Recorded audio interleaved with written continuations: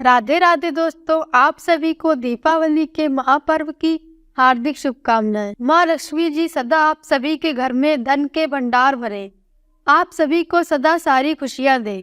आज दिवाली के शुभ अवसर पर आप सुनेंगे दीपावली के दिन सुनी जाने वाली कथाएं और माँ लक्ष्मी जी की आरती और श्री लक्ष्मी चालीसा। अगर आपको वीडियो पसंद आए तो लाइक जरूर कीजिएगा। हर साल कार्तिक अमावस्या के दिन लक्ष्मी पूजन का महापर्व दीपावली मनाया जाता है। इस दिन लक्ष्मी जी और गणेश जी के पूजन का विधान है। साथ ही मान्यता है कि इसी दिन भगवान श्री राम लंका पर विजय प्राप्त करके वापस अयोध्या लौटे थे, जिसकी खुशी में अयोध्या वासियों ने पूरे नगर में दीप जलाकर दीपोत्सव लगाकर भगवान का स्वागत किया था। और इसी उपलक्ष्य में हम आज भी हर साल दीपावली का यह जगमग करता हुआ त्योहार मनाते हैं। यह दिन महालक्ष्मी जी के पूजन के लिए विशेष है। मान्यता है कि इस दिन लक्ष्मी जी का पूजन विधि विधान से करने से सभी मनोकामनाओं की पूर्ति हो जाती है। दिवाली के पूजन में माँ लक्ष्मी जी की पौराणिक कथा और आरती का पाठ जरूर करना चाहिए। ऐसा करने से ही माँ लक्ष्मी जी का पूजन सफल होता है और घर में सुख समृद्धि का आगमन होता है। जो लोग आज के दिन लक्ष्मी जी के स्वागत की तैयारियां उत्साह पूर्वक करते हैं, उनको छोड़कर लक्ष्मी जी कहीं भी नहीं जाती। रात के समय लक्ष्मी जी का आवाहन और विधि पूर्वक पूजन करके उन्हें विविध प्रकार के मिश्रण का नियमित अर्पण करना चाहिए था। अब सुनिए दीपावली के दिन सुनी जाने वाली सबसे प्रचलित और पौराणिक कथाएं। पहली पौराणिक कथा के अनुसार एक साहूकार था। उसकी बेटी हर दिन पीपल के पेड़ पर जल चढ़ाने जाया करती। पीपल के वृक्ष पर लक्ष्मी जी का भी वास माना जाता है। एक दिन लक्ष्मी जी ने प्रकट होकर साहूकार की पुत्री से कहा कि तुम मेरी सहेली बन जाओ। उसने पिता से पूछकर उत्तर देने को कहा। घर आकर बेटी ने अपने पिता को सारी बात बताई। बेटी की बात सुनकर साहूकार ने हाँ कह दिया। अगले ही दिन साहूकार की बेटी ने लक्ष्मी जी को अपनी सहेली बना लिया। अब दोनों में अच्छी दोस्ती हो गई और सखियों की तरह वे एक दूसरे से बातें करने लगती। एक दिन लक्ष्मी जी साहूकार की बेटी को अपने घर लेकर आई। लक्ष्मी जी ने अपने घर में साहूकार की बेटी का खूब आदर सत्कार किया और तरह तरह की पकवान परोसे। जब वह लड़की अपने घर वापस लौटने लगी तो लक्ष्मी जी ने उससे पूछा, मैंने तो तुम्हें अपने घर बुला लिया, अब यह बताओ कि तुम मुझे अपने घर कब बुलाओगी। यह बात सुनकर साहूकार की पुत्री को थोड़ी चिंता हुई कि उसकी सहेली ने तो उसका इतना आदर सत्कार किया, तरह तरह के व्यंजन परोसे, लेकिन उसकी तो आर्थिक स्थिति ठीक नहीं है। वो अपनी सहेली की तरह इतने अच्छे अच्छे पकवान तो उन्हें नहीं परोस सकती। अब साहूकार की पुत्री ने लक्ष्मी जी से कहा, मैं अपने पिता से पूछकर बताऊंगी। साहूकार की बेटी ने अपने पिता को घर आकर सारी बात बताई तो साहूकार ने अपनी बेटी से कहा कि वह अपनी सहेली को अपने घर पर जरूर आमंत्रित करे। साहूकार की बेटी ने आर्थिक स्थिति ठीक न होने के बाद भी अपनी सहेली को अपने घर पर आमंत्रित कर तो दिया, लेकिन उसका स्वागत करने में वह घबरा रही थी, क्योंकि उसके घर में न तो बिठाने के लिए अच्छी जगह थी, न ही तरह तरह के पकवान थे जो वो अपनी सहेली को परोस सकती। उधर साहूकार अपनी बेटी की मनोदशा अच्छे से जानता था। उसने अपनी बेटी को समझाते हुए कहा कि बेटी तुम चिंता मत करो, तुरंत घर की सफाई करके चौका मिट्टी से लीप दो। इसके साथ ही 4 बत्ती वाला दिया लक्ष्मी जी के नाम से जलाने के लिए भी साहूकार ने अपनी बेटी से कह दिया। ठीक उसी समय एक चील किसी रानी का 9 का हार लेकर साहूकार के घर पर गिराकर चली गई। साहूकार की बेटी ने उस हार को बेचकर अब भोजन की तैयारी की। थोड़ी देर में लक्ष्मी जी भगवान गणेश के साथ साहूकार के घर पर आई। क्योंकि वे दोनों ही वेश बदलकर उनके घर पधारे थे, इसलिए साहूकार और उसकी पुत्री उन दोनों को पहचान नहीं पाए। साहूकार ने अपनी पुत्री के साथ मिलकर लक्ष्मी जी और भगवान गणेश की बहुत सेवा की और किसी चीज की कोई कमी नहीं होने दी। उनकी जैसे सामर्थ्य थी उसके अनुसार उन्होंने पकवान बनाकर उन्हें परोसे।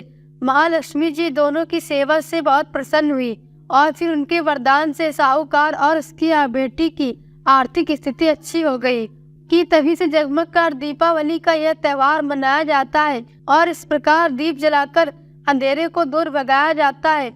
दीपावली की दूसरी पुरानी कथा के अनुसार एक बार कार्तिक मास की अमावस को लक्ष्मी जी भ्रमण पर निकली, लेकिन पूरे संसार में चारों ओर अंधेरा अंधकार ही अंधकार था, तो वे रास्ता भूल गई। उन्होंने निश्चय किया कि रात को वे मृत्यु लोक में बिताएंगी, सूर्योदय के बाद वैकुंठ लोक में वापस पहुंच जाएंगी। मगर उन्होंने देखा कि सभी लोग मृत्यु लोक में अपने अपने घरों में दरवाजा बंद करके सो रहे हैं और सबके घरों में अंधकार था। मगर इसी घने अंधेरे में उन्हें एक द्वार खुला हुआ दिखाई दिया, जिसमें दीपक की एक लौ टिमटिमा रही थी। वह उस प्रकाश की ओर चल दी। जहाँ पहुँचने पर उन्होंने एक वृद्ध महिला को चरखा चलाते हुए देखा। रात्रि विश्राम की अनुमति लेकर वह उसी वृद्धा की कुटिया में रुक गई। माँ लक्ष्मी जी को बिस्तर आदि देकर दोबारा काम में लग गई।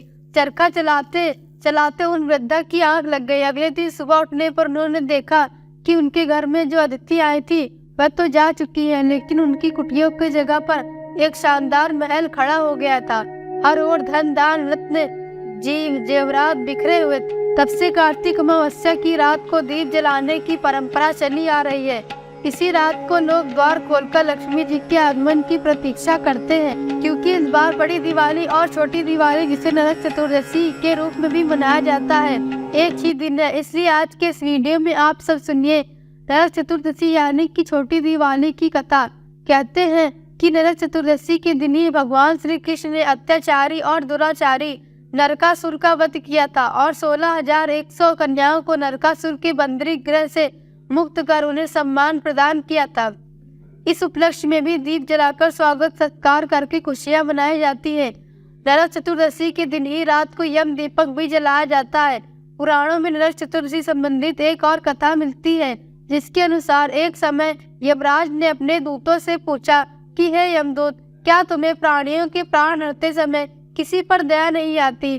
पहले तो यमदूत सोच में पड़ गए, फिर कहने लगे कि नहीं महाराज, किंतु यमराज को तो इनकी बातों पर विश्वास नहीं हुआ। उन्होंने फिर से पूछा। तब दोबारा आग्रह करने पर दूतों ने घटना का उल्लेख किया।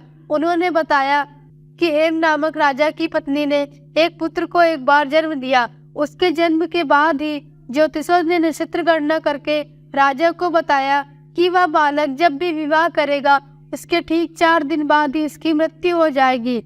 यह जानने के बाद उस राजा ने बालक को यमुना नदी के तट पर एक गुफा में ब्रह्मचारी के रूप में रखकर उसका लालन पालन किया। एक दिन उसे यमुना नदी के तट पर महाराज हंस की युवा पुत्री यमुना तट पर घूम रही थी।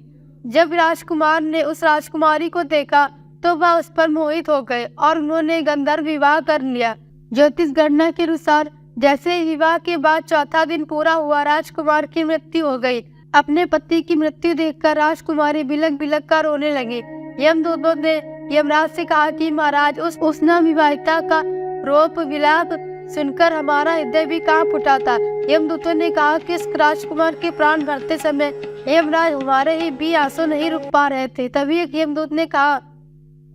यमदूत ने ही यमराज से पूछा कि ये यमराज, क्या कारण मृत्यु से बचने का? तभी एक यमदूत ने ही यमराज से पूछा कि हे यमराज, क्या कारण मृत्यु से बचने का कोई उपाय नहीं है? इस पर यमराज ने उन्हें एक उपाय बताते हुए कहा कि नरक चतुर्दशी के दिन अकाल मृत्यु से छुटकारा पाने के लिए व्यक्ति को पूजन और दीपदान विधि विधान के साथ करना चाहिए। जिस घर में नरक चतुर्दशी के दिन दीपदान किया जाता है, वहाँ के लोगों को अकाल मृत्यु का भय नहीं हो सकता।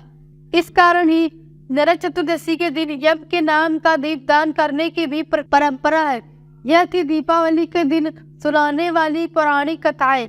आशा है दोस्तों आपको हमारे आज की ये जानकारी पसंद आई होगी। अगर वीडियो अच्छी लगी हो तो वीडियो को लाइक करें, चैनल को सब्सक्राइब करें और कमेंट में जय माँ लक्ष्मी लिखना ना भूलें।